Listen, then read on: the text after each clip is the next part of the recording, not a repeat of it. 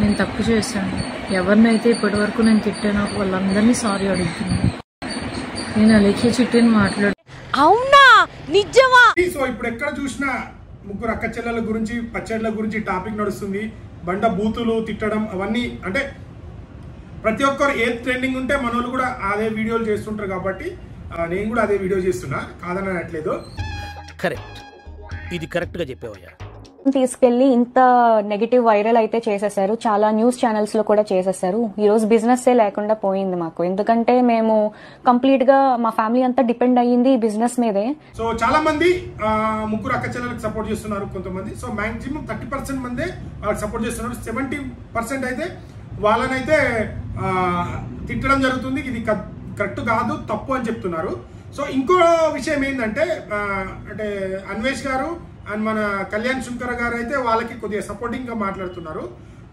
అంటే ఆడవాళ్ళు కదా, సో ఇంతకుముందు వాళ్ళ వీడియోలు చేసినప్పుడు అంటే పిక్కల దాకా వేసుకొని ఎక్సర్సైజ్ చేసినప్పుడు అంటే కొంతమంది జనాలు వెటకారంగా కమెంట్లు పింక్ గుండా అంటే చాలా మట్టుకు వల్గారిటీగా పెట్టారు కదా. సో అప్పుడు కూడా వాళ్ళకి అట్లా పెట్టారు అని కొంతమంది మాట్లాడుతున్నారు. సో మనము ఎవరైనా కావచ్చు, ఏ బిజినెస్ అయినా కావచ్చు, కస్టమర్తోని అంటే కస్టమర్లే దేవుళ్ళు అంటారు. అది ఏ బిజినెస్ అయినా కావచ్చు, ఇప్పుడు పిక్కిల్లే కావచ్చు, ఏ బిజినెస్ అయినా కానీ ఒక కస్టమర్ని రిసీవింగ్ మాటల్లోనే అంటే కొంతమంది బిజినెస్లో ఏంటంటే మన మాట తీరు బట్టి కూడా వాళ్ళు మన ప్రొడక్ట్ కొనడానికి ఉత్సాహం కలిగిస్తారు కొంతమంది. సో మన వే ఆఫ్ టాకింగ్ కానీ మనం మాట్లాడే విధానం కానీ అవి కూడా నచ్చితే మన ప్రొడక్ట్ బాగుంటే ఇంకా జనాల్లోకి వెళ్తుంది.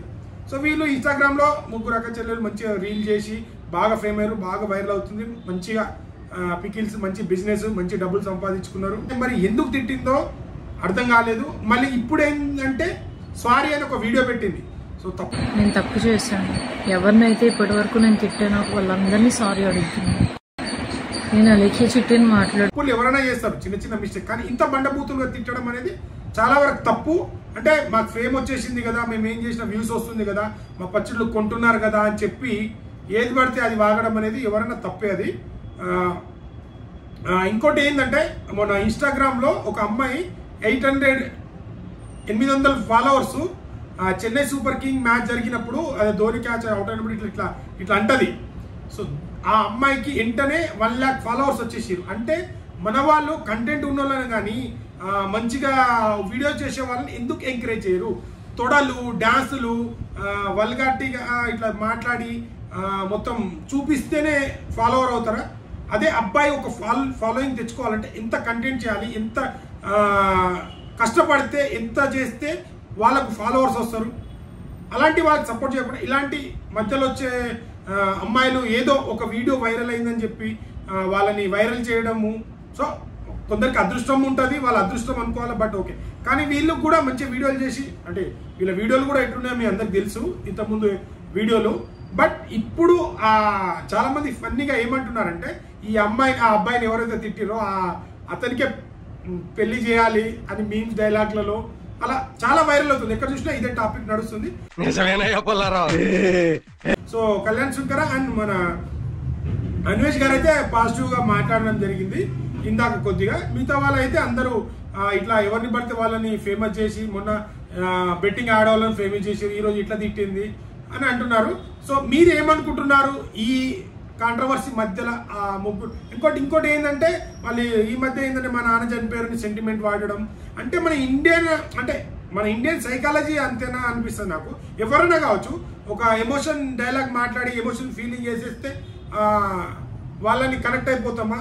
సో ఆ ఒక్క వీడియోతోనే కాదు, ఇక వాళ్ళు మిగతా ఏం చేసిర్రు, ఇంతకుముందు ఏం చేసిర్రు, ఇప్పుడు ఏం చేసిర్రు, అవన్నీ కూడా మనం ఆలోచించాలి.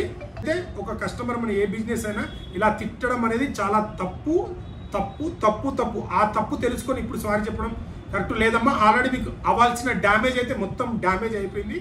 తెలీదండి. వైరల్ అయితే చేసేసారు, చాలా న్యూస్ ఛానల్స్ లో కూడా చేసేసారు. ఈ రోజు బిజినెస్ ఏ లేకుండా పోయింది మాకు. ఎందుకంటే సో మీ చేతులారా మీరే మీ బిజినెస్ ని కాల్చుకున్నారు. సో ఇది అయితే వాస్తవం, మీ చేతులారా మీరే కాల్చుకున్నారు. మన నోరుకి ఎంత అదుపులో పెట్టుకుంటే అంత మంచిది. సో ఇది నేనైతే వాళ్ళు తవ్విన గోతిలో వాళ్ళే పడ్డారు అంటారు కదా, అలా అయితే జరిగింది. సో ఇంకా ఎలా ప్రవర్తిస్తుందో చూడాలి. సో వీడియో నచ్చితే లైక్, షేర్, సబ్స్క్రైబ్ చేయండి. Thank you.